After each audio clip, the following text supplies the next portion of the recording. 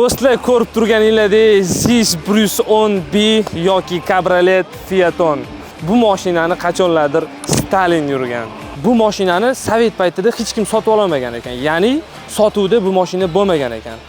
Bu mashina 1991-yil, ya'ni Sovet ittifoq tizimi ajralgandan keyin sotuvga chiqqan ekan. Bu yerda mana bo'ldi, ya'ni samarezlar bilan qotirilgan ekan.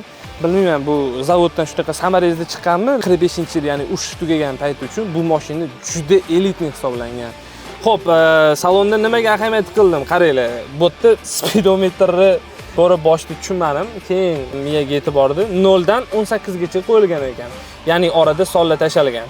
Tabloni qisqartirish maqsadida 0, 1, 2, 4 degani bu 0 dan 10, 20, 30, 40 degan ekan, ya'ni 180 gacha o'rnatilgan.